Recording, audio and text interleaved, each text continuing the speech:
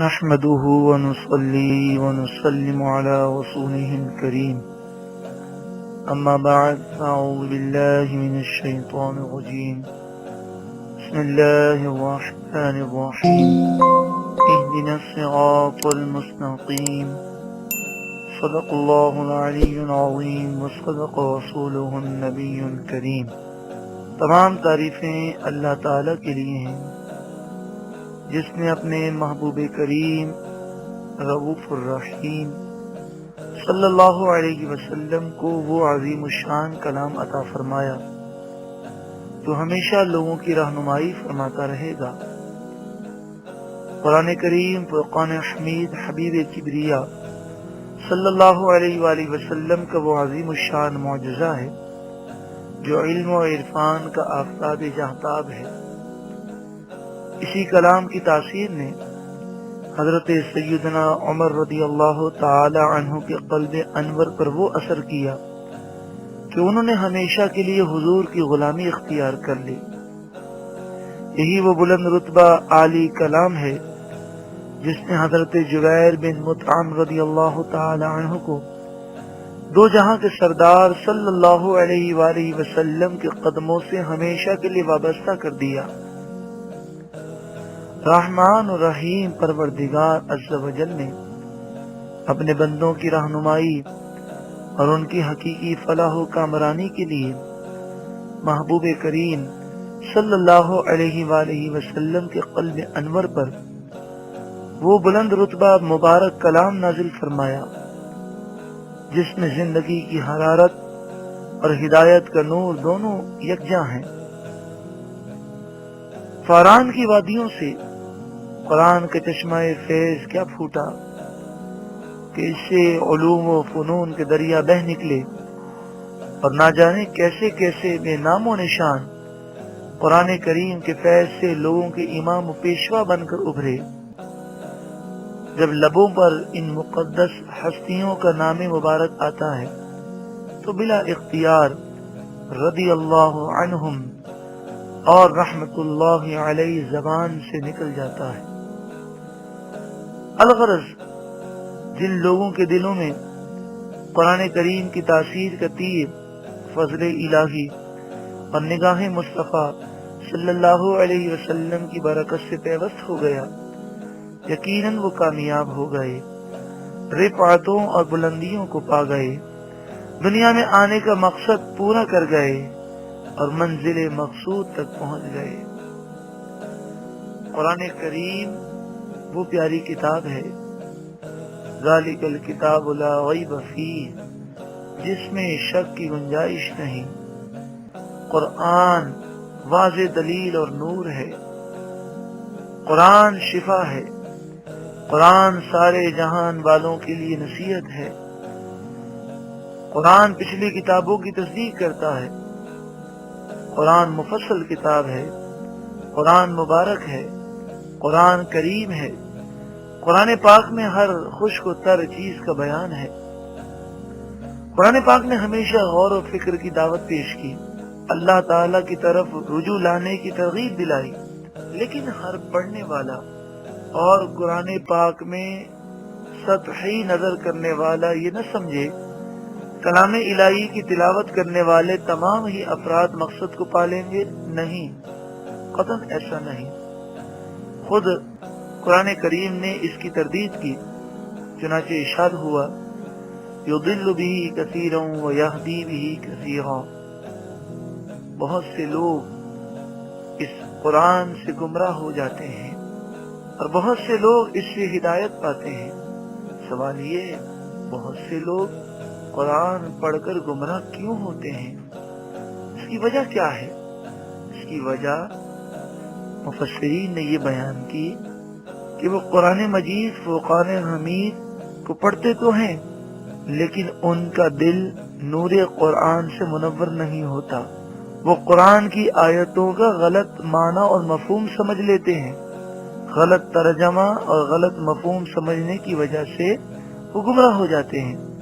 چنانچہ ایسا ہی ایک گروہ گزرا جس نے قرآن کریم کی ایک آیت پر نظر کرتے ہوئے دوسری آیت کا انکار کر دیا۔ اس گروہ کے تفصیلی حالات بخاری، مسلم، ابن ماجہ اور دیگر احادیث کی کتابوں میں موجود ہیں۔ علامہ امام عبد الرحمن بن جوزی البغدادی علیہ الرحمہ، جن کا سن وصال 597 ہجری ہے، آج سے 800 سال قبل آپ نے اپنی مشہور و معروف کتاب تلبیس ابلیس لکھی۔ یہ عربی میں کتاب ہے۔ اس کتاب میں آپ خارجیوں کے حالات بیان کرتے ہیں۔ خارجی وہ لوگ تھے جو حضرت علی رضی اللہ تعالی عنہ کے زمانے میں پیدا ہوئے۔ یہ کلمہ بھی پڑھتے تھے، نمازیں بھی پڑھتے تھے، قرآن کی تلاوت بھی کرتے، بلکہ اس قدر شدت کے ساتھ کثرت سے اللہ کی عبادت کرتے کہ حضرت عبداللہ بن عباس رضی اللہ تعالی عنہما نے جب اس گروہ کو دیکھا تو آپ فرماتے ہیں لم ارا قط اشد منہم اجتہادا، میں نے ان سے بڑھ کر عبادت میں کوشش کرنے والی کوئی قوم نہ دیکھی۔ جباہہم قرحۃ من السجود، سجدوں کی کثرت کی وجہ سے ان کی پیشانیوں پر زخم پڑ گئے تھے، لیکن قرآن مجید فقان حمید غلط سمجھنے کی وجہ سے یہ ایسے گمراہ ہوئے کہ انہوں نے حضرت علی رضی اللہ تعالی عنہ اور تمام صحابہ کرام پر شرک کا الزام لگا دیا، اور وہ کہنے لگے کہ حضرت علی رضی اللہ تعالی عنہ اسلام سے خارج ہیں۔ نعوذ باللہ من ذالک، وہ جس آیت کو بنیاد بنا رہے تھے وہ قرآن مجید فقان حمید کی آیت یہ ہے ان الحکم الا للہ، فیصلہ کرنے والا تو صرف اللہ ہے۔ حضرت علی رضی اللہ تعالی عنہ نے ایک جھگڑے کو ختم کرنے کے لیے، فیصلہ کرنے کے لیے کسی کو فیصلہ کرنے والا مقرر کیا تو یہ خارجی کہنے لگے فیصلہ کرنے والا تو صرف اللہ ہے، حالانکہ اس آیت کا یہ مطلب نہیں۔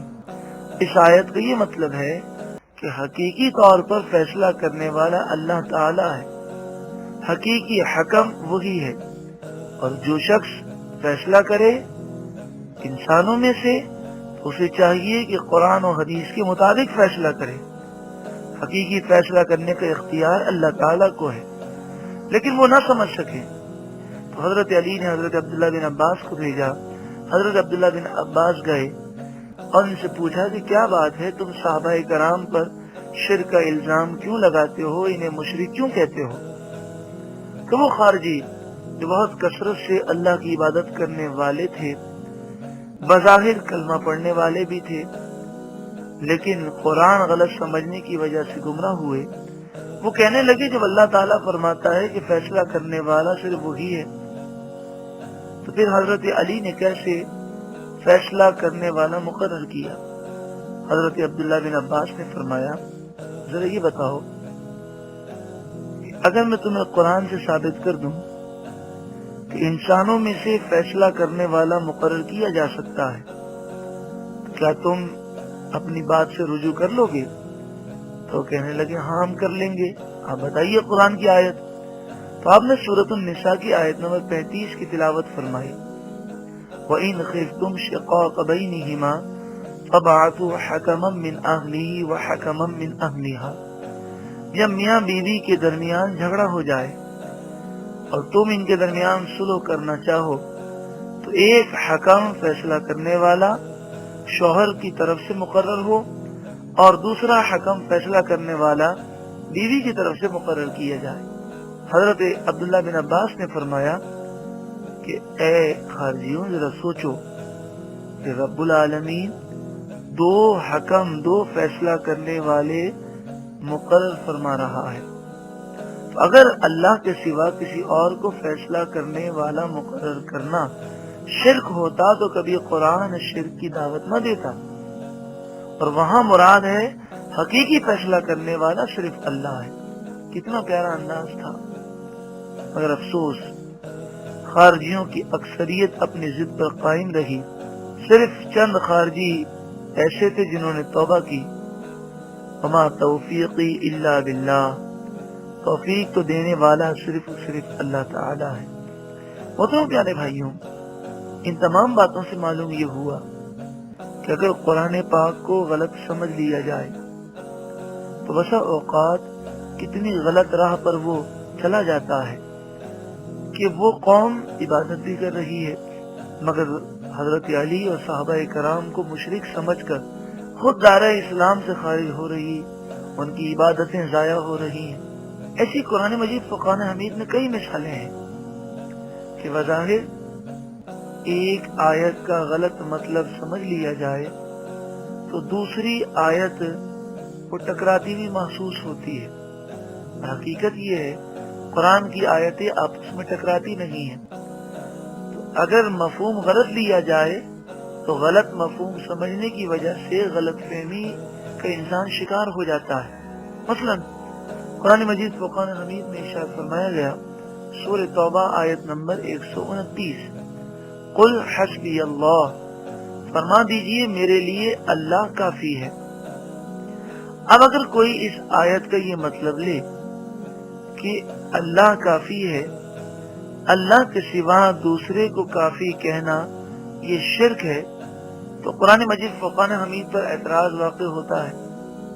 سورۃ الانفال آیت نمبر 64، یا ایھا النبی حسبک اللہ ومن اتبعک من المؤمنین، ایک طرف فرمایا گیا فرما دیجیے میرے لیے اللہ کافی ہے، اور دوسری طرف فرمایا گیا اے نبی آپ کو اللہ بھی کافی ہے، اور آپ کی پیروی کرنے والے نیک صالح مومنین بھی آپ کو کافی ہیں۔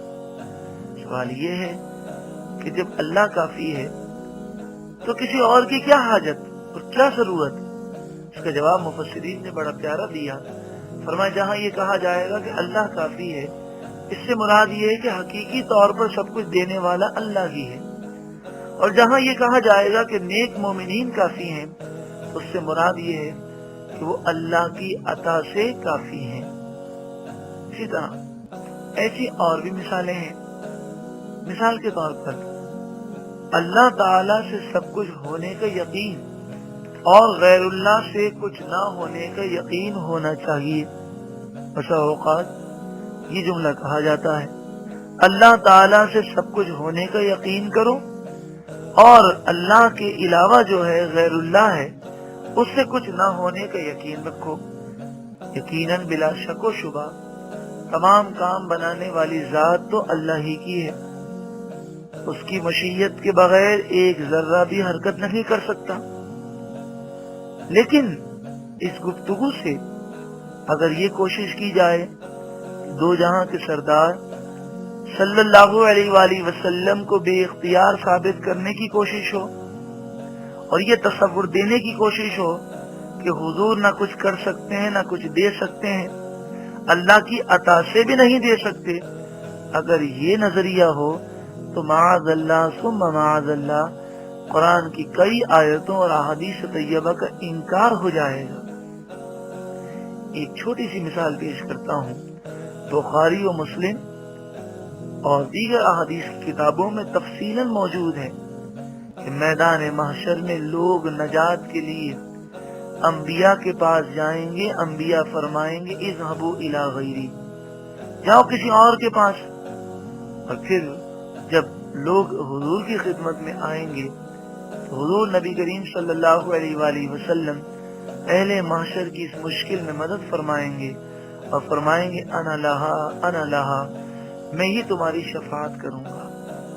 اگر یہ عقیدہ رکھ لیا جائے کہ اللہ کی دی ہوئی طاقت سے بھی نبی کریم صلی اللہ علیہ وآلہ وسلم کچھ نہیں کر سکتے، تو یہ تو احادیث کا بھی انکار ہے اور قرآن کی کئی آیتوں کا انکار ہے۔ یہ قوم خارجی جس غلط فہمی کا شکار ہوئے، وہ غلط فہمی یہ تھی کہ انہوں نے یہ تصور کیا کہ حضرت علی اور صحابہ کرام مشرک ہیں، اور حقیقت یہ ہے کہ انہوں نے شرک کو سمجھا نہیں کہ شرک کسے کہتے ہیں۔ تو آئیے ہم پہلے یہ سمجھ لیں کہ شرک کسے کہتے ہیں۔ شرک کی تین قسمیں ہوتی ہیں: شرک فی العبادت، شرک فی الذات، شرک فی الصفات۔ شرک فی العبادت تو یہ ہے کہ اللہ تعالی کے علاوہ کسی اور کو عبادت کا لائق سمجھا جائے، جیسے مشرکین مکہ کہ وہ خانہ کعبہ میں 360 بت انہوں نے رکھے تھے اور اس کی پوجا کرتے تھے یہ لوگ. تو اللہ کے سوا کسی اور کی عبادت کی جائے، پوجا کی جائے تو یہ شرک فی العبادت ہے. لا الہ الا اللہ، اللہ کے سوا کوئی عبادت کے لائق ہی نہیں ہے. شرک فی ذات، شرک فی ذات یہ تصور کیا جائے کہ خالق کائنات رب العالمین کی دو ذات ہیں، تو ایسا تصور شرک فی ذات ہے. الحمدللہ مسلمان نہ تو شرک فی العبادت میں مبتلا ہے اور نہ ہی وہ شرک فی ذات میں مبتلا ہے. نہ تو وہ کسی کو خدا سمجھتا ہے، الہ سمجھتا ہے، معبود سمجھتا ہے، نہ تو کسی کی وہ عبادت کرتا ہے، پوجا کرتا ہے. صرف اور صرف مسلمان اللہ ہی کی عبادت کرتا ہے. نہ تو عیسائیوں کی طرح مسلمان کسی کو خدا سمجھتے ہیں، نہ خدا کا بیٹا سمجھتے ہیں. تیسری شرک کی قسم ہے شرک فی صفات. شرک فی صفات کا سمجھنا انتہائی ضروری ہے. شرک فی صفات کی تعریف یہ بیان ہوئی کہ جو اللہ تعالی کی صفات ہیں ان کے برابر کسی اور کی صفات تصور کرنا، یہ شرک فی صفات ہے. اس کی مکمل تفصیل ابھی عرض کی جاتی ہے. پہلے شرک کی مذمت آپ سماعت کیجیے. سورہ لقمان آیت نمبر 13 میں ارشاد فرمایا گیا، ان الشرک لظلم عظیم، بے شک شرک بڑا ظلم ہے. سورۃ النساء آیت نمبر 48 اور 116 میں فرمایا گیا، ان اللہ لا یغفر ان یشرک بہ ویغفر ما دون ذلک لمن یشاء. بے شک جو اللہ کے ساتھ شرک کرے گا اللہ تعالیٰ اس کی بخشش نہیں فرمائے گا، اور شرک و کفر کے علاوہ جو اور گناہ ہوں گے وہ چاہے گا تو معاف فرما دے گا. وَمَن يُشْرِكْ بِاللَّهِ فَقَدْ ضَلَّ ضَلَالًا بَعِيدًا، اور جس نے شرک کیا وہ دور کی گمراہی میں پڑا. وَمَن يُشْرِكْ بِاللَّهِ فَقَدِ ابْتَغَىٰ إِثْمًا عَظِيمًا. سورہ نساء آیت نمبر 48. جس نے شرک کیا اس نے بڑے گناہ کا طوفان باندھا. بلا شبہ مشرک ظلم عظیم کا مرتکب، مغفرت اور بخشش سے محروم، سری گمراہ، ہمیشہ جہنم میں سڑنے والا بدبخت، نامراد اور یقیناً اسلام کے دائرے سے خارج ہے. مشرک کی مذمت اپنی جگہ ہے، لیکن کسی مسلمان پر شرک کا الزام لگانا، کسی مسلمان کو مشرک کہنا جبکہ وہ مشرک نہیں، مسلمان ہے، شرک سے پاک ہے، مسلمان پر شرک کا الزام لگانا اتنا بڑا گناہ ہے کہ یوں سمجھیے کہ شرک کا الزام لگانے والا خود دائرہ اسلام سے باہر ہونے کے اس کے امکانات ہیں. تفسیر ابن کثیر میں حدیث پاک ہے جس کا خلاصہ یہ ہے کہ نبی کریم صلی اللہ علیہ وآلہ وسلم نے فرمایا، ایک شخص قرآن پڑھتا ہوگا، قرآن کا نور اس کے چہرے پر ہوگا، اسلام پر عمل کرنے والا ہوگا، مگر وہ قرآن کے نور سے بھی محروم ہو جائے گا اور اسلام سے بھی دور ہو جائے گا. صحابہ کرام علیہم رضوان نے پوچھا، یا رسول اللہ صلی اللہ علیہ وسلم ایسا کیوں ہوگا؟ آپ نے فرمایا، یہ اپنے پڑوسی مسلمان پر شرک کا الزام لگائے گا. اور پھر صحابہ کرام نے پوچھا، مشرک کون ہوگا؟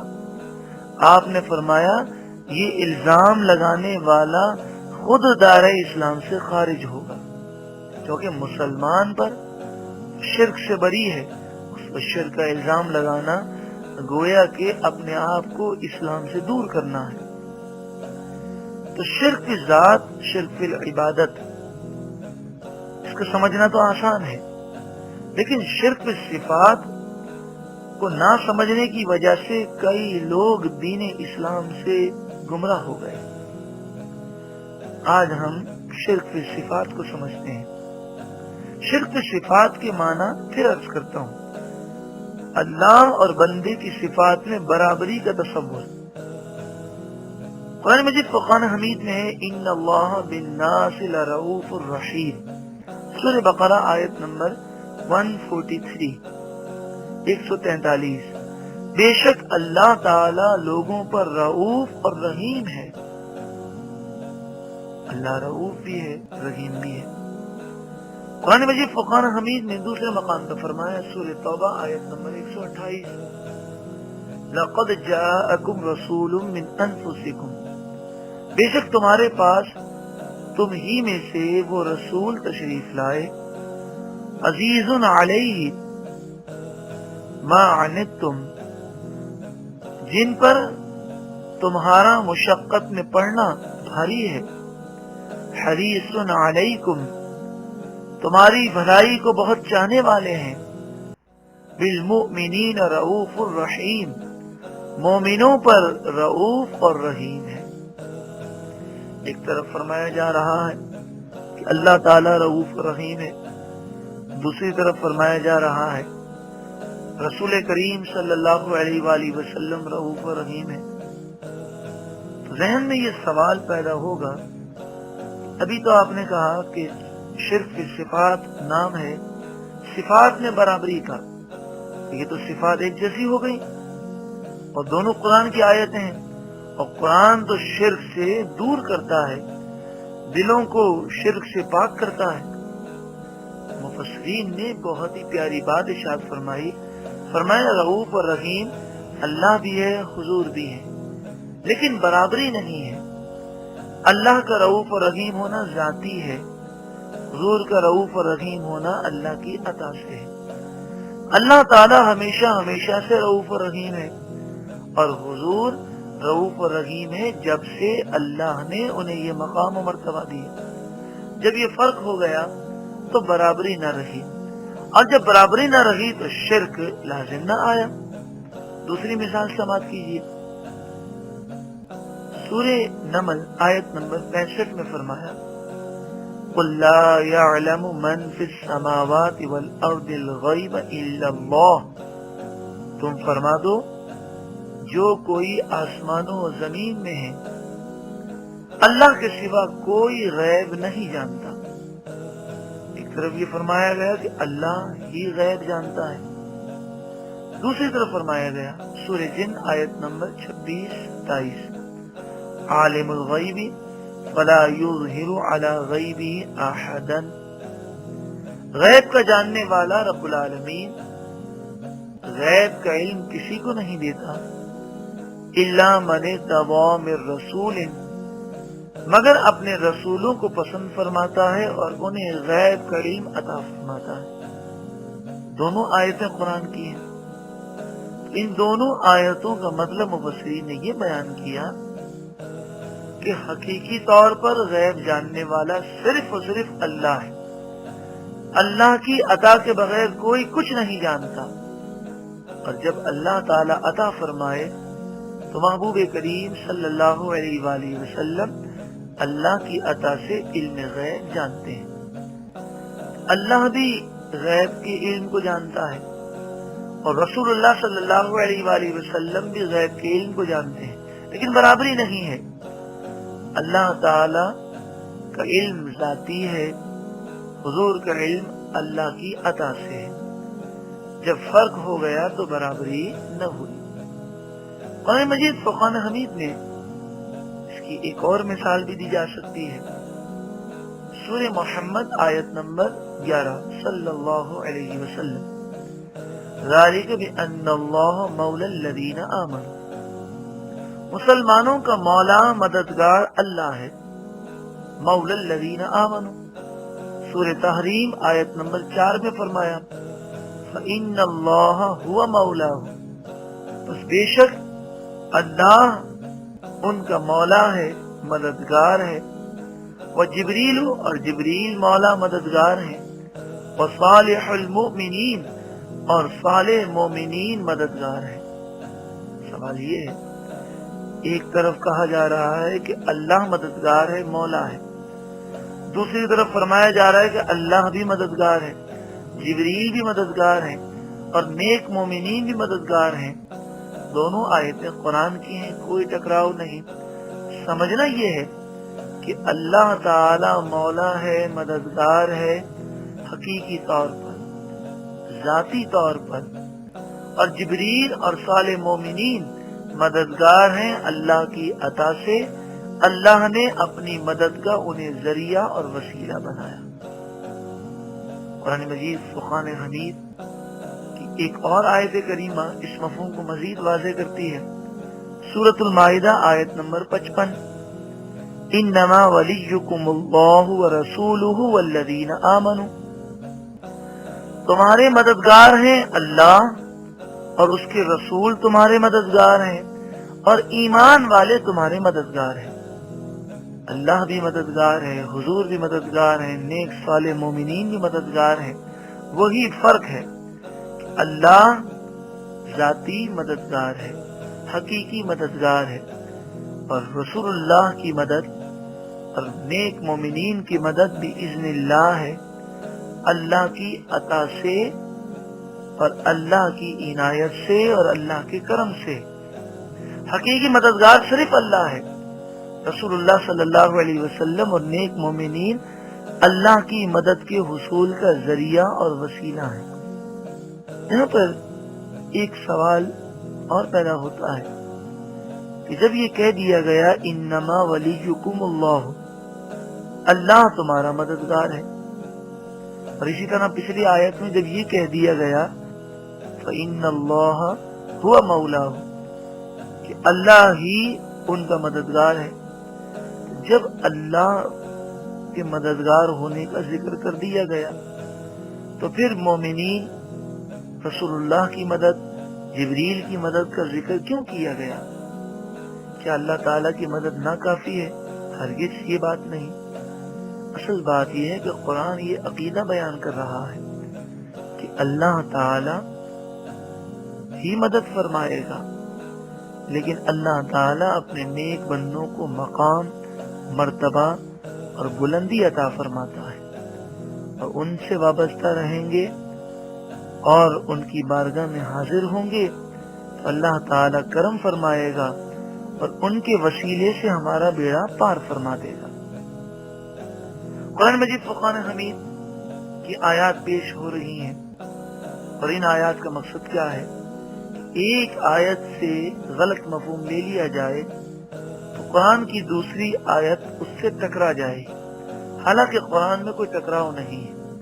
سورہ شورى آیت نمبر 49، یَهَبُ لِمَن یَشَاءُ إِنَاثًا وَیَهَبُ لِمَن یَشَاءُ الذُّکُورَ، اللہ جسے چاہے بیٹیاں عطا فرمائے اور جسے چاہے بیٹے دے۔ اور دوسرے مقام پر سورہ مریم آیت نمبر 19، حضرت جبریل امین حضرت مریم کے پاس آئے، اور جبریل امین نے کیا کہا؟ قال، جبریل امین بولے، انما انا رسول ربک، میں تو صرف تیرے رب کا بھیجا ہوا قاصد ہوں، لِأَهَبَ لَكِ غُلَامًا زَكِيًّا، میں اس لیے آیا ہوں کہ تجھے ستھرا اور پاکیزہ بیٹا عطا کروں۔ ایک طرف فرمایا گیا کہ بیٹے اور بیٹیاں اللہ ہی دیتا ہے، دوسری طرف جبریل امین کہہ رہے ہیں لِأَهَبَ لَكِ غُلَامًا زَكِيًّا، کہ میں تجھے نیک صالح بیٹا عطا کروں۔ حقیقی طور پر عطا کرنے والا اللہ ہی ہے، جبریل امین جو عطا کر رہے ہیں اللہ کی عطا سے اور بِإِذْنِ اللہ کر رہے ہیں۔ سورہ زمر آیت نمبر 42 میں ارشاد فرمایا گیا، اللہ یتوفی الانفس، اللہ ہی جانوں کو موت دیتا ہے، روح قبض کرتا ہے، زندگی موت دینے والا اللہ ہی ہے۔ سورۃ السجدہ آیت نمبر 11 میں فرمایا گیا، قل اے محبوب آپ فرمائیے، यतवफ़्फ़ाकुम मलकुल मौत الذी वुक्किल बिकुम, मौत के फरिश्ते हजरत मलकुल मौत तुम्हें मौत देंगे। सवाल ये है कि हजरत इजराइल अलैहिस्सलातु वस्सलाम मलकुल मौत दे रहे हैं, कुरान बयान कर रहा है कि मौत वो देंगे, और एक तरफ ये कि मौत देने वाला अल्लाह ताला है। दोनों आयतों में कोई टकराव नहीं। समझना ये है कि हकीकी तौर पर मौत देने वाला अल्लाह ही है। हजरत मलकुल मौत अलैहिस्सलातु वस्सलाम अल्लाह की अता से बिइज़्निल्लाह आप ये काम फरमाते हैं। मजीद कुरान की इस आयत से बिइज़्निल्लाह का मफहूम समझ में आ जाता है। बताइए, बीमारों को शिफा देने वाला कौन? अल्लाह। मुर्दों को जिंदा कौन करता है? अल्लाह करता है। लेकिन हजरत ईसा अलैहिस्सलातु वस्सलाम ऐलान फरमा रहे हैं सूरे आले इमरान आयत नंबर 49, व उबरिउल अकमह वल अबरसा, मैं बीमारों को शिफा देता हूँ। अकमह मादरजात अंधों को आंखें देता हूँ। वल अबरसा बर्स के मरीजों को शिफा देता हूँ। व उहयिल मौता, और मैं मुर्दों को जिंदा करता हूँ। लेकिन आप खुद वजाहत कर रहे हैं बिइज़्निल्लाह, करता मैं हूँ, लेकिन ये अल्लाह की अता से करता हूँ, अल्लाह की इज़्न से करता हूँ। तो जब अताई और जाती का फर्क हो गया तो बराबरी न हुई, और जब बराबरी न हुई तो शिर्क न हुआ। नबी करीम सल्लल्लाहु अलैहि वसल्लम के दौर में मुनाफिकीन थे। मुनाफिकीन भी इन चीजों को न समझ सके, और उन्होंने इतनी बड़ी जुर्रत की कि इस फर्क को न समझने की वजह से उन्होंने नबी करीम सल्लल्लाहु अलैहि वसल्लम पर शिर्क का इल्जाम लगा दिया।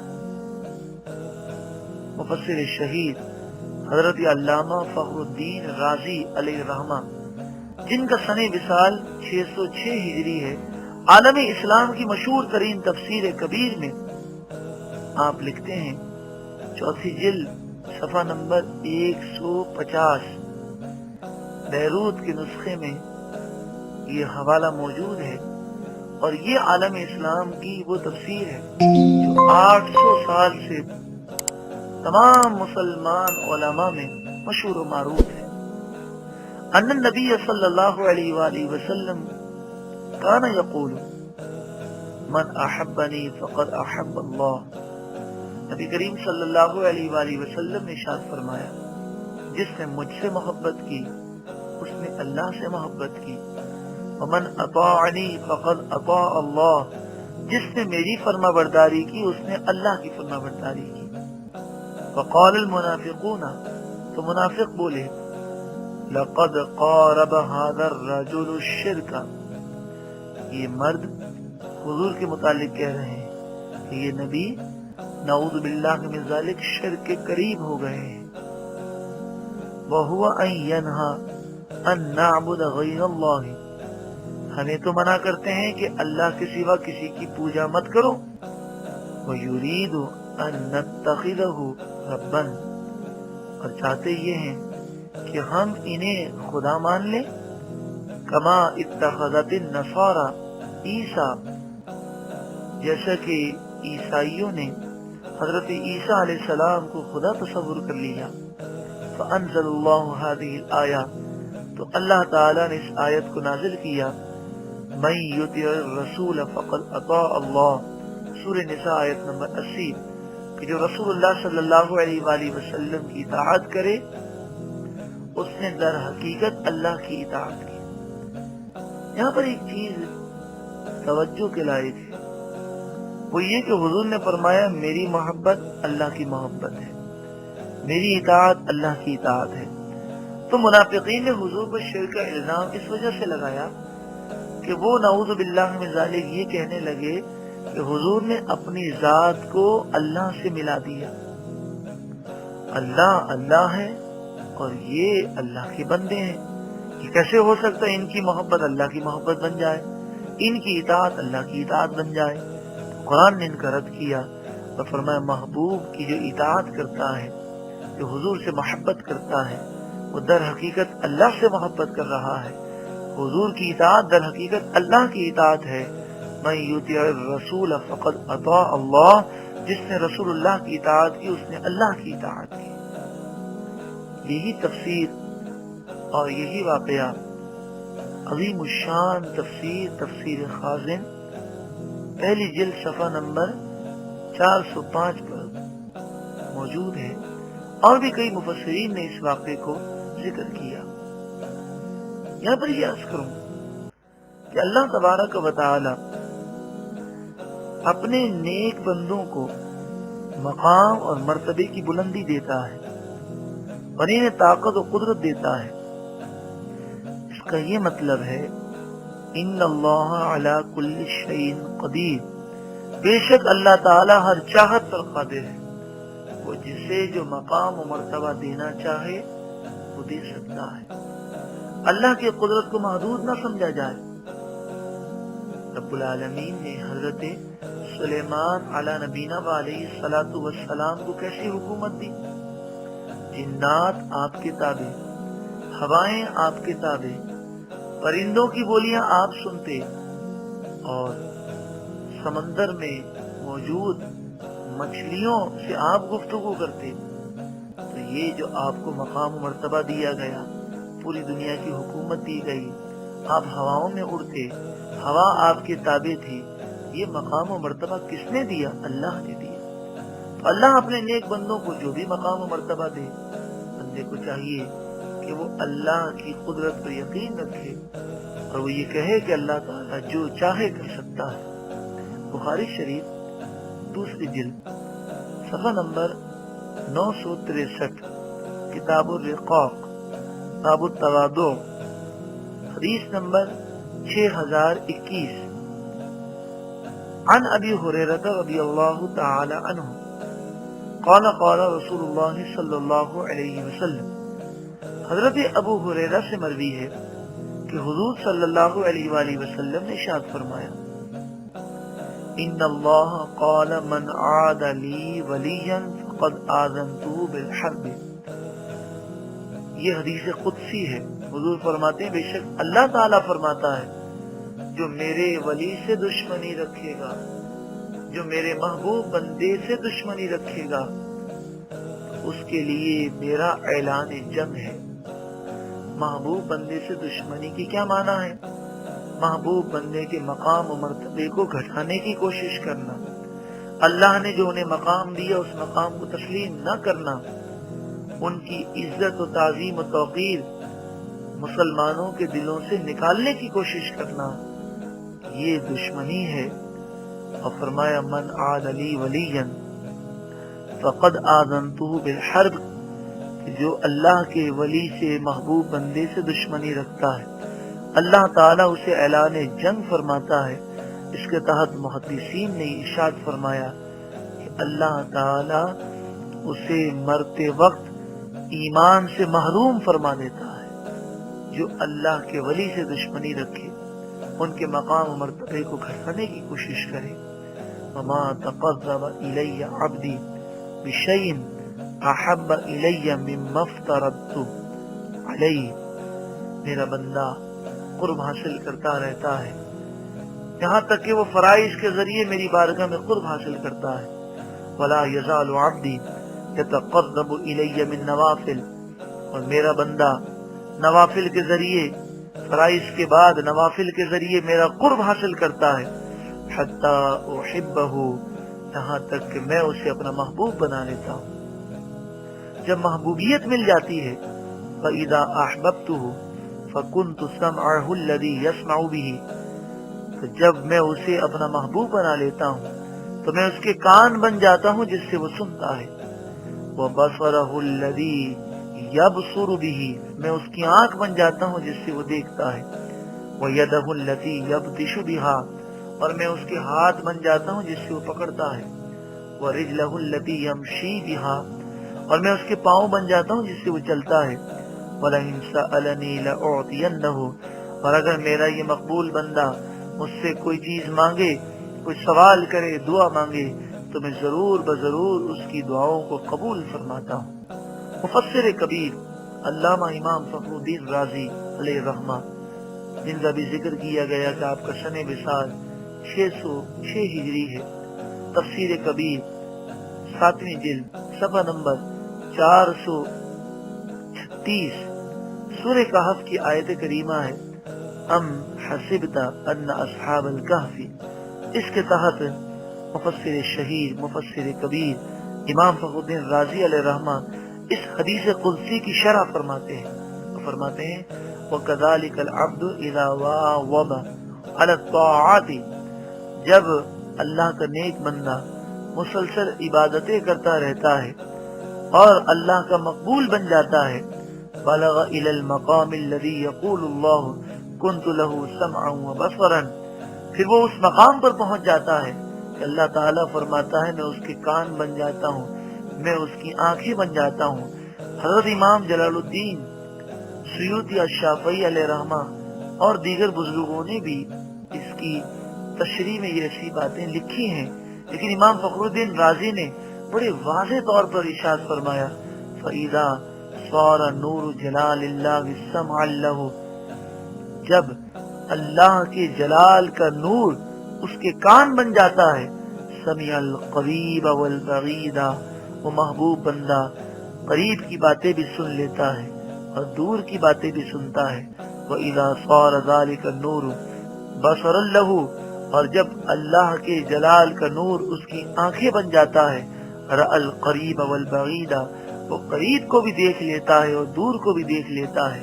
وَإِذَا صَارَ ذَلِكَ النُّورُ يَدًا لَهُ، اور جب اللہ کے جلال کا نور اس کے ہاتھ بن جاتا ہے، قَدَرَ عَلَى التَّصَرُّفِ فِي الصَّعْبِ وَالسَّهْلِ وَالْبَعِيدِ وَالْقَرِيبِ، اللہ تعالیٰ اسے وہ طاقت دیتا ہے کہ قریب اور دور، آسان مشکل تمام کاموں پر وہ قدرت رکھتا ہے اور وہ کرامتیں دکھاتا ہے کہ عقلیں دنگ رہ جاتی ہیں۔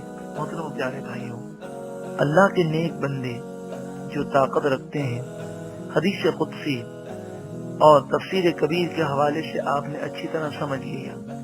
قرآن مجید فرقان حمید میں بھی اللہ کے نیک بندوں کی طاقت کا ذکر ہے۔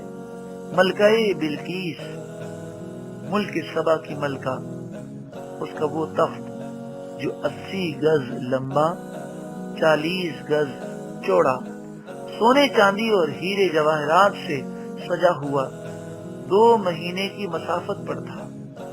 2 مہینے تک گھوڑا دوڑتا رہے تب جا کر اس کے فاصلے کو طے کرے۔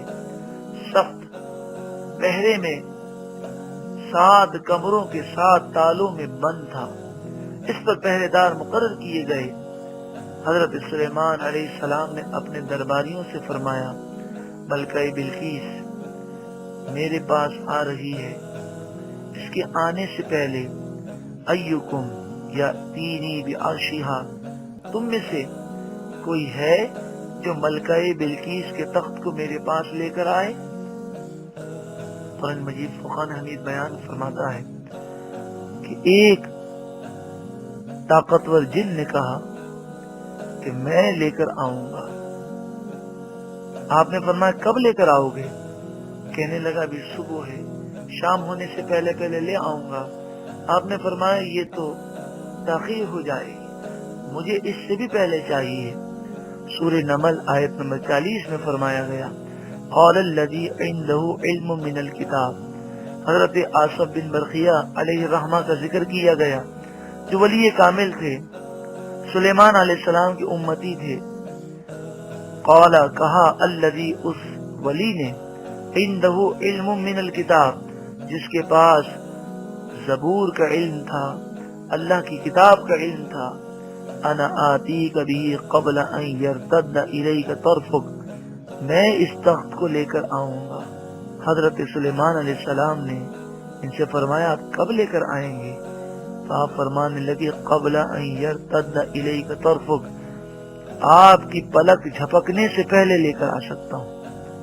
آپ نے فرمایا لے آؤ۔ حضرت آصف بن برقیہ نے فوراً ہی تخت سامنے موجود کر دیا۔ تو دیکھیں حضرت آصف بن برقیہ جو تخت لے کر آئے، آپ اللہ کے ولی ہیں، زبور کے عالم ہیں، حضرت سلیمان علیہ السلام کی امتی ہیں، اللہ نے آپ کو یہ طاقت دی کہ آپ نے روحانی قوتوں سے یہ کام جو مشکل ہے آپ کے لیے آسان تھا۔ حضرت سلیمان علیہ السلام کی امت میں جو ولی ہے اس کی طاقت کا یہ عالم ہے، تو حضور صلی اللہ علیہ وآلہ وسلم کی امت کے اولیاء خود انبیاء کی طاقتیں، اور پھر انبیاء کے جو سردار ہیں سید کونین صلی اللہ علیہ وآلہ وسلم، ان کی طاقت کا کیا عالم ہوگا۔ صحابہ کرام علیہم رضوان کا یہی عقیدہ تھا، تو صحابہ کرام علیہم رضوان مشکل میں حضور صلی اللہ علیہ وآلہ وسلم سے مدد مانگا کرتے تھے، حضور کو وسیلہ سمجھتے، اور صحابہ کرام کا عقیدہ یہی تھا حقیقی مددگار صرف و صرف اللہ تعالی ہے۔ حضور نبی کریم صلی اللہ علیہ وآلہ وسلم اللہ کی دی ہوئی طاقت سے مدد فرماتے ہیں۔ حضرت سیدنا ابو بکر صدیق رضی اللہ تعالی عنہ کے دور خلافت میں نبوت کا جھوٹا دعویٰ کرنے والا مسیلمہ کذاب اس نے سر اٹھایا، اس کے ساتھ 60,000 فوجی تھے۔ اس جنگ یمامہ میں مسلمانوں کی تعداد بہت کم تھی۔ ایک موڑ وہ آیا کہ مسلمان سخت مشکل میں مبتلا ہوئے۔ اس پریشانی میں مسلمانوں کے سپہ سالار جلیل القدر صحابی رسول حضرت خالد بن ولید رضی اللہ تعالی عنہ نے حضور نبی کریم صلی اللہ علیہ وآلہ وسلم کو مدد کے لیے پکارا۔ ابن کثیر، جنہیں دنیا محقق تسلیم کرتی ہے، البدایہ والنہایہ، چھٹی جلد صفحہ نمبر 24، وہ لکھتے ہیں کان شعارہم یومئذ یا محمدا۔ اس وقت ان صحابہ کرام کا شعار یہ تھا کہ وہ حضور کو مدد کے لیے پکار رہے تھے۔ اب مجھے بتائیے، سوچیں کہ صحابہ کرام سے بڑھ کر توحید کو سمجھنے والا اور کون ہو سکتا ہے؟ اگر کسی کو مدد کے لیے پکارنا شرک ہوتا تو صحابہ کرام ہرگز نہ پکارتے۔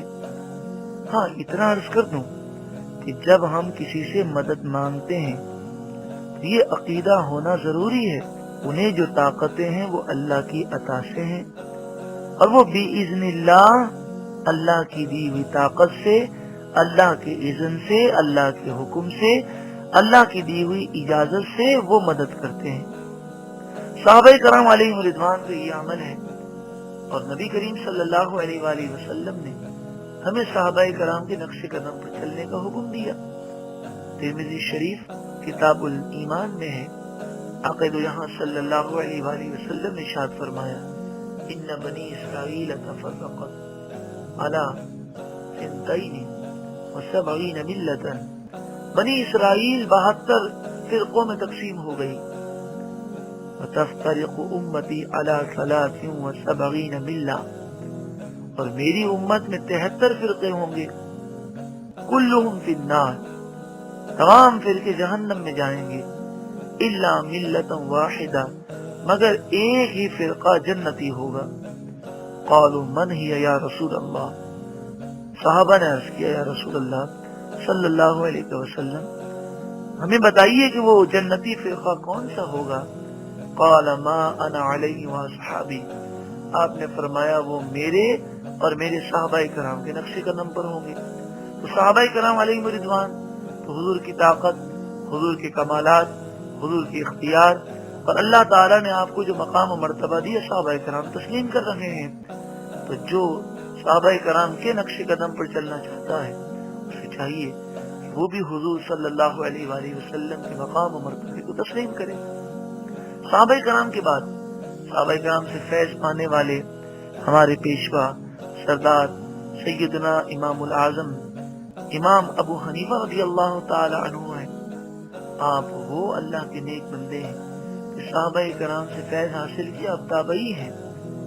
آپ حضور کی بارگاہ میں عرض کرتے ہیں یا مالکی کن شافعی فی فاقتی انی فقیر فی الرال غنا کا، اے میرے مالک آقا دو جہاں صلی اللہ علیہ وسلم، آپ میری حاجتوں کو پورا کرتے ہیں، میں تمام مخلوق میں آپ کے حصے کو، آپ کی عطا کو حاصل کرنے والا فقیر و محتاج ہوں۔ یا اکرم الثقلین یا کنز الورا جدلی بجودکا وردنی برداکا، اے جن اور انسانوں میں سب سے زیادہ کریم عزت والے، اے مخلوق میں خزانے تقسیم کرنے والے، مجھ پر احسان فرمائیے صلی اللہ علیہ وسلم، اور اپنی رضا سے مجھے راضی فرما دیجئے، اپنی عطا سے مجھے مالا مال فرما دیجئے۔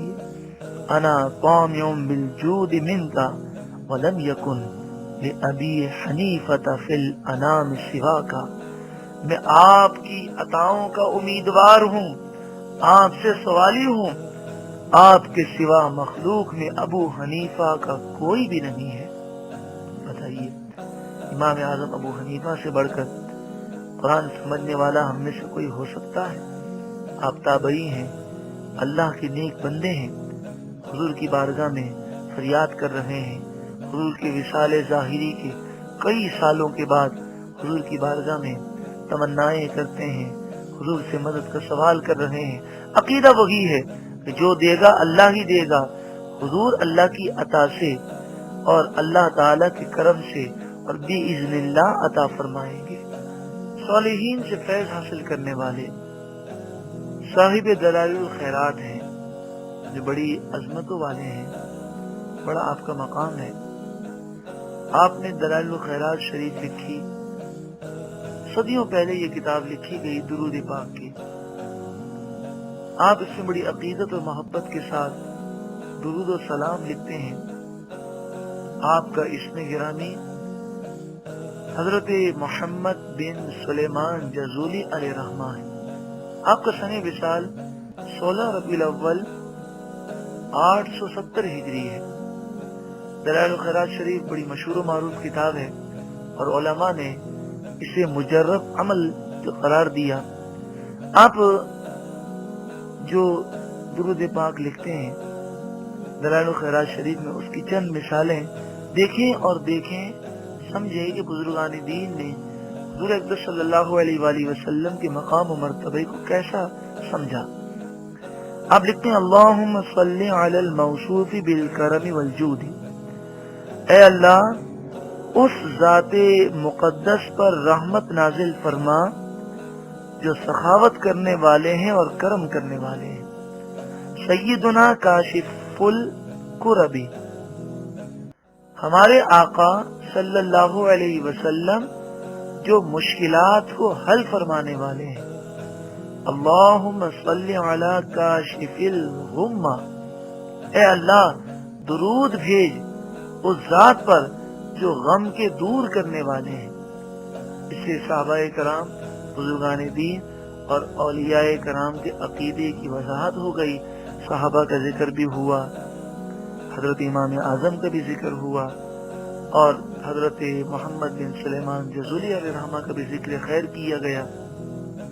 ایسے کئی بزرگان دین ہیں جن کا یہ معمول رہا، اور جنہوں نے قرآن مجید فرقان حمید سمجھنے کے ساتھ ساتھ مسلمانوں کو یہ سوچ عطا فرمائی کہ حقیقی دینے والا تو اللہ ہی ہے، لیکن اللہ والوں سے لو لگانا، ان کی بارگاہ میں حاضر ہونا، یہ معیش سعادت ہے۔ لیکن یہ بات یاد رکھیں کہ جب ہم اللہ والے کے پاس حاضر ہوں یا اللہ والے کو یہاں سے عرض کریں کہ آپ ہمارا یہ کام کر دیں، آپ ہماری مدد فرمائیں، تو اس کے معنی یہی ہوتے ہیں کہ اللہ کی مدد حاصل ہونے کا یہ ذریعہ ہے، وسیلہ ہے۔ حقیقت تو اللہ ہی مدد فرمائے گا، اللہ نے انہیں ذریعہ اور وسیلہ بنایا۔ دنیا کے اندر ہم دنیا داروں کو کئی مواقع پر مدد حاصل کرنے کا ذریعہ سمجھتے ہیں۔ روزی دینے والا اللہ ہی ہے، عطا کرنے والا اللہ ہی ہے، لیکن کوئی اگر ہماری مدد کر دیتا ہے تو ہم کہتے ہیں فلاں نے ہماری مدد کی۔ عقیدہ یہی ہے کہ حقیقی مددگار اللہ ہی ہے۔ اللہ تعالیٰ نے اپنی مخلوق کو ذریعہ و وسیلہ بنایا۔ جب عام مخلوق ذریعہ و وسیلہ بن سکتی ہے تو فرشتوں، نبیوں اور ولیوں کی تو وہ شان ہے جس کو ہم الفاظ میں بیان نہیں کر سکتے۔ جب شیطان یہ دیکھتا ہے کہ میری کوشش بیکار چلی گئی، مسلمان اللہ تعالیٰ کی قدرت و طاقت کو محدود ماننے کو تیار نہیں، مسلمان یہ مانتا ہے کہ اللہ جس کو چاہے مقام و مرتبہ دے، اس موقع پر شیطان کی گستاخی کھل کر سامنے آ جاتی ہے اور ازلی دشمن جھوٹ کا سہارا لیتے ہوئے کہتا ہے، اے مسلمانوں، تم اللہ والوں سے محبت کرتے ہو، مدد کے لیے انہیں پکارتے ہو تاکہ اللہ تعالیٰ کا قرب تمہیں مل جائے اور اللہ تعالیٰ سے قریب ہو جاؤ۔ یہ عقیدہ تو مشرکین کا تھا، وہ بھی بتوں کو پوجتے تھے تاکہ یہ بت انہیں اللہ کے قریب کر دیں۔ تم میں اور مشرکوں میں کیا فرق ہے؟ قرآن مجید فرقان حمید کی اس آیت کو پیش کیا جاتا ہے 23ویں پارے میں ہے، ما نعبدهم الا ليقربونا الى الله زلفا۔ وہ کہتے ہیں ہم تو ان بتوں کو صرف اس لیے پوجتے ہیں کہ یہ ہمیں اللہ کے نزدیک کر دیں گے۔ دیکھیں کتنا بڑا جھوٹ ہے، مشرکین پوجا کر رہے ہیں، کوئی مسلمان اللہ کے سوا کسی اور کی پوجا یا عبادت تو کرتا نہیں ہے۔ بات ان مشرکوں کی ہو رہی ہے جو غیر اللہ کو پوجتے ہیں، ولی ہوں یا انبیاء ہوں، مسلمان کسی کو پوجتا نہیں، کسی کی عبادت نہیں کرتا، صرف اور صرف وہ اللہ ہی کی عبادت کرتا ہے۔ اتنا بڑا فرق ہے۔ دوسری بات یہ کہ ایک تو وہ شرک کر رہے ہیں، بتوں کو پوج رہے ہیں، اللہ کی نافرمانی کر رہے ہیں اور سمجھ رہے ہیں کہ ہم اللہ کے نزدیک ہو جائیں گے۔ جو اللہ کی نافرمانی کرے وہ اللہ کے نزدیک تو نہیں ہو سکتا۔ اور یہ بت جن کا کوئی مقام نہیں، جن سے دور رہنے کا ہمیں حکم دیا گیا، یہ پتھر کے بے جان بت اللہ کے قریب کرنے کی صلاحیت و طاقت رکھتے ہی نہیں ہیں، اللہ نے انہیں کوئی مقام و مرتبہ نہیں دیا۔ اتنا فرق ہے، اس کے باوجود اس آیت کو مسلمانوں پر چسپاں کرنا یہ کتنا بڑا ظلم ہے اور کتنی بڑی غلطی ہے۔ مومنین اور مشرکین، بتوں اور صالحین میں کوئی برابری نہیں ہے۔ قرآن مجید فرقان حمید کا مطالعہ کیجئے، بتوں سے دور رہنے کا حکم دیا گیا اور انبیاء اور صالحین کے دامن سے وابستہ رہنے کا حکم دیا گیا۔ بتوں کو توڑنے کا حکم ہے، انبیاء اور صالحین سے ہمیشہ جڑے رہنے کا حکم ہے۔ بتوں کی محبت اللہ سے دور کر دیتی ہے، انبیاء اور صالحین کی محبت اللہ کے قریب کر دیتی ہے۔ بت نہ غمخوار ہے نہ مددگار ہے، انبیاء اور صالحین اللہ کی دی ہوئی طاقتوں سے بھی اذن اللہ مونس بھی ہیں اور مددگار بھی ہیں۔ جب اتنا فرق ہے تو بت اور صالحین برابر نہیں ہو سکتے۔ قربان جائیے قرآن پر، اس نے تو پہلے ہی فرما دیا یضل بہ کثیرا، کئی قرآن پڑھنے کے باوجود گمراہ ہو جاتے ہیں قرآن کو غلط سمجھنے کی وجہ سے۔ حضرت عمر بن خطاب فرماتے ہیں، عن عمر بن الخطاب رضی اللہ تعالی عنہ قال قال رسول اللہ صلی اللہ علیہ وسلم، حضور صلی اللہ علیہ وآلہ وسلم نے ارشاد فرمایا، ان اللہ یرفع بہذا الکتاب اقواما ویدع بہ آخرین، اللہ تعالی اس قرآن کے ذریعے بعض لوگوں کو بلندی عطا فرمائے گا اور اس قرآن کے ذریعے بعض لوگوں کو تباہ و برباد فرمائے گا۔ بلندی انہیں ہی ملے گی جو نور قرآن سے منور ہوں گے، اور نور قرآن سے منور ہونے کے لیے صاحب قرآن کی محبت ضروری ہے، اور تباہ و برباد اور ذلیل رسوا وہ ہوں گے جو قرآن کو غلط سمجھ کر مسلمانوں پر نعوذ باللہ من ذالک شرک کے الزام لگا کر دارِ اسلام سے دور ہوتے ہیں۔ جو لوگ بتوں کی آیتیں مسلمانوں پہ فٹ کرتے ہیں، نبی کریم صلی اللہ علیہ وآلہ وسلم نے جس خارجی گروہ کو شرار الخلق فرمایا کہ یہ مخلوق میں بدترین لوگ ہوں گے، ابن ماجہ میں یہ الفاظ موجود ہیں۔ اس گروہ کے متعلق حضرت عبداللہ بن عمر رضی اللہ تعالی عنہما کا قول امام بخاری علیہ الرحمہ نے دوسری جلد صفحہ نمبر 1024 پر آپ نے ذکر کیا، انہم انطلقوا الی آیات نزلت فی الکفار فجعلوها علی المؤمنین. یہ خارجیوں کی علامت بیان کرتے ہیں. یہ خارجی اتنے گمراہ لوگ ہیں کہ جو آیتیں کافروں کے بارے میں نازل ہوئیں وہ مسلمانوں کو چسپاں کرتے ہیں، جو بتوں کے لیے آئیں وہ مسلمانوں پر اور اولیاء پر فٹ کرتے ہیں. ایسے لوگ یقیناً دین سے بھی دور ہیں، اور ایسے لوگوں کا قرب انسان کو قرآن سے دور کر دیتا ہے.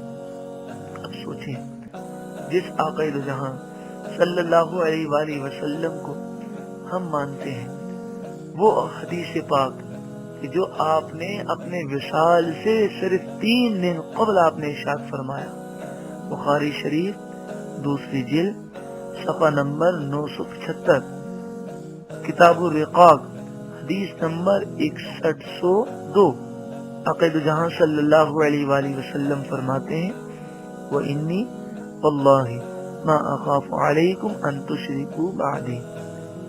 خدا کی قسم مجھے اس بات کا کوئی خوف نہیں کہ تم میرے بعد شرک کرو گے، میری امت شرک میں مبتلا ہوگی. حضور فرماتے ہیں مجھے اس بات کا کوئی خوف نہیں. ہاں یہ فرماتے ہیں اخاف علیکم ان تنافسوا فیہا، ہاں مجھے اس بات کا ڈر ضرور ہے کہ تم دنیا میں پھنس جاؤ گے، دنیا کی محبت میں گرفتار ہو جاؤ گے. آج بتائیے کون ہے جو دنیا کی محبت سے دور نہ ہو؟ لیکن حضور نے فرما دیا کہ میری امت شرک نہیں کرے گی. حضور کے ماننے والے، حضور سے محبت کرنے والے، حضور کا کلمہ پڑھنے والے کیسے بھی دین سے دور ہوں، مگر جب ان سے پوچھا جائے کہ حقیقی طور پر مالک کون ہے، حقیقی طور پر نعمتیں دینے والا کون ہے، حقیقی طور پر خالق اور مالک کون ہے، تو وہ یہی کہیں گے اللہ ہے. اور اللہ تعالیٰ کے نیک بندے، صالحین اور انبیاء جو طاقتیں رکھتے ہیں، جو کرامتیں اور معجزات کا اظہار ہوتا ہے، جو ان کی قدرت کا اظہار ہوتا ہے، وہ کیسے ہے؟ تو ہر مسلمان یہی کہے گا باذن اللہ ہے، اللہ کی دی ہوئی طاقتوں سے ہے. کوئی کسی کو اللہ کے سوا نہ رب مانتا ہے، نہ خدا مانتا ہے، نہ الہ مانتا ہے، نہ معبود مانتا ہے. سوال ہی پیدا ہوتا ہے، کیا نبی کریم صلی اللہ علیہ وآلہ وسلم نے بندوں سے مدد مانگنے کی اجازت مرحمت فرمائی؟ اس کا جواب یہ ہے کہ جی ہاں، صحیح احادیث میں موجود ہے.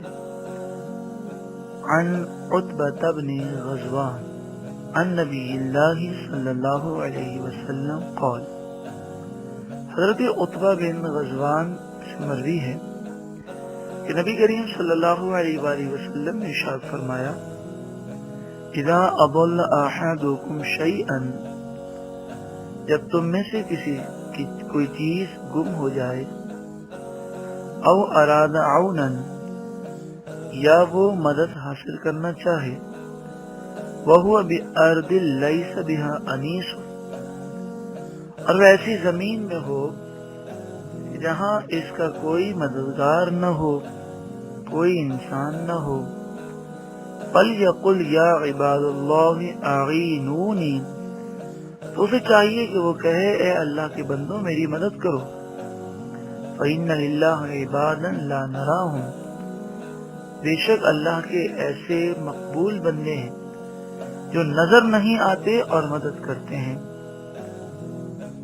محدث فرماتے ہیں وَقَدْ جُرِّبَ ذَلِكَ، یہ ایک ایسا عمل ہے کہ اس پر عمل کیا گیا اور اس کے فوائد فوراً ظاہر ہوئے. اس حدیث پاک سے انتہائی واضح ہوا، یا عباد اللہ اعینونی پکارنے اور اللہ کے بندوں سے مدد مانگنے کا نبی کریم صلی اللہ علیہ وآلہ وسلم نے حکم ارشاد فرمایا. ان تمام احادیث قرآن کی آیتوں کے بعد آخر میں عاجزانہ درخواست یہ ہے، محترم بھائیوں، قرآن پاک میں ارشاد ہے ان الشیطان لکم عدو فاتخذوہ عدوا۔ سورہ فاطر آیت نمبر 6۔ بے شک شیطان تمہارا دشمن ہے تو تم بھی اسے دشمن سمجھو۔ شیطان کی آرزو و تمنا یہی ہے کہ وہ ہمیں تباہ و برباد کر دے۔ صحابہ علیہ رضوان اور بزرگان دین کے عقائد و نظریات سے دور کر دیں۔ شیطان یہی چاہتا ہے کہ مسلمان قرآن مجید فرقان حمید کی آیات کا غلط مفہوم سمجھ کر اپنے درست عقیدے سے وہ دور ہو جائے۔ اسی طرح اس بدبخت کی خواہش ہے کہ مسلمان دنیا کی رنگینیوں میں بدمست ہو جائیں، قبر و آخرت کو بھول جائیں۔ یاد رکھیں، دنیا کی محبتیں صرف دنیا کی غرض کے لیے ہیں۔ ہمارے چاہنے والے اپنے کندھوں پر لاد کر اندھیری قبر میں تنہا چھوڑ کر چلے جائیں گے اور ہمارا کوئی پرسان حال نہ ہوگا۔ خدا را اپنے ایمان کی حفاظت کی فکر رکھیں، خوف خدا اپنے اندر پیدا کریں، عشق مصطفیٰ صلی اللہ علیہ وآلہ وسلم کو دل میں اجاگر کیجیے۔ یقیناً ان تمام چیزوں کے لیے ایک ماحول کی ضرورت ہے جہاں پر بیٹھ کر ہم قرآن کی باتیں سیکھیں، قرآن کا ترجمہ ہو، قرآن کی تفسیر احادیث طیبہ اور بزرگان دین کے اقوال کے مطابق ہو۔ قرآن کا درس ایسا دیا جائے کہ محبت رسول میں بھی اضافہ ہو اور خوف خدا میں بھی اضافہ ہو۔ قرآن کا درس ایسا دیا جائے کہ صاحب قرآن کی محبت دل میں اجاگر ہو۔ تو آئیے قرآن مجید فرقان حمید کی محبت میں اپنے وقت کی قربانی دیجیے۔ الحمدللہ ہر جمعۃ المبارک کو باہر شریعت مسجد میں عشاء کی نماز کے تقریباً پونے گھنٹے کے بعد نور قرآن نشست ہوتی ہے۔ باہر شریعت مسجد بادرآباد چورنگی کے پاس واقع ہے۔ ہر جمعے کو رات عشاء کی نماز کے تقریباً پونے گھنٹے کے بعد 2 گھنٹے کے لیے نور قرآن نشست ہوتی ہے، جہاں پر پروجیکٹر کے ذریعے اسکرین پر قرآن کے الفاظ سے اپنی آنکھوں کو ہم منور کرتے ہیں۔ ایک ایک لفظ کا ترجمہ پیش کیا جاتا ہے، قرآن و حدیث کی روشنی میں تفاسیر پیش کی جاتی ہیں۔ انشاءاللہ تعالی جب ہم قرآن کا فیض حاصل کریں گے تو نور قرآن سے ہم بھی منور ہوں گے اور انشاءاللہ ہمارے گھر والے بھی منور ہو جائیں گے۔ خواتین کے لیے پردے کا انتظام ہوتا ہے۔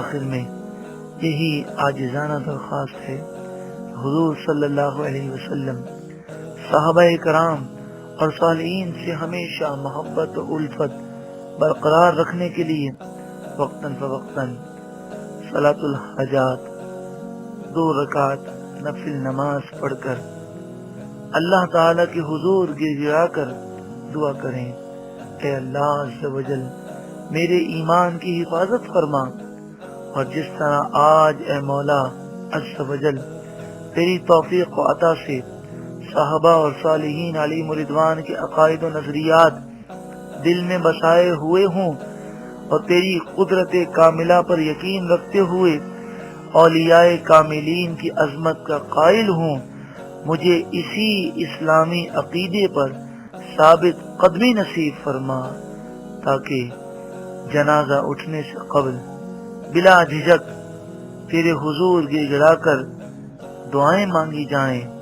اے پروردگار میری یہ دعائیں اپنی بارگاہ میں قبول و منظور فرما، آمین بجاہ النبی الامین صلی اللہ علیہ وسلم۔